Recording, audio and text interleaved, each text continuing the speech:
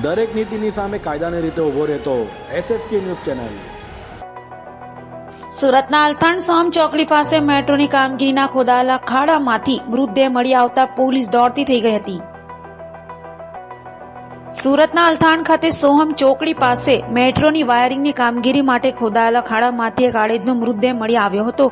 આડેજ રવિવારે સાંજે ઘરે પરત ન ફરતા પરિવારજનો દ્વારા શોધખોળ હાથ ધરાઈ હતી, જેમાં આડેજનો મૃતદેહ મળ્યો હતો।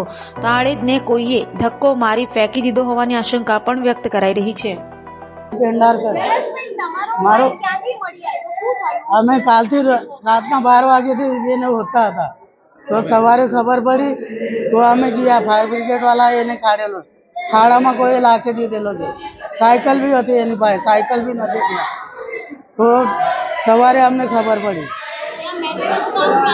મેટ્રોનું અલગ છે, મેટ્રોનું અલગ છે, બીજું પેલું કઈ અંડરગ્રાઉન્ડ કામ ચાલે છે, વાયર લાખવાનું કઈ, તો ત્યાં ખાલી પેલું મશીન પડેલું છે ને ખાડું ખોદેલું છે, તો ત્યાં અમને લાગે છે કોઈ લાખી દીધેલું છે। શરીર પર કોઈ નિશાન છે? હા છે નિશાની, માથા પર નિશાની છે।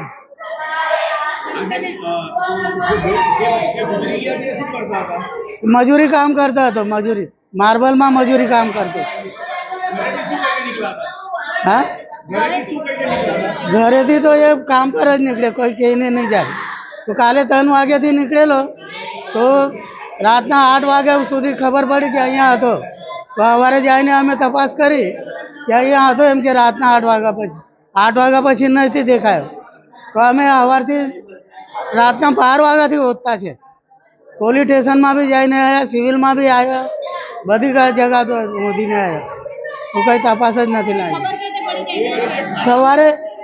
સવારે ફાયર બ્રિગેડ વાળા ત્યાં ઊભા રહ્યા, ફાયર બ્રિગેડ વાળાની ગર્દી જોઈને તો કોઈ ઓળખો, તો મારા છોકરા ગયા ત્યારે ઓળખાય।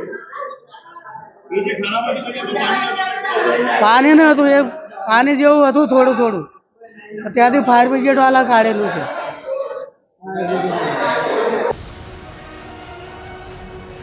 દરેક નીતિની સામે કાયદાની રીતે ઊભો રહેતો SSK ન્યૂઝ ચેનલ।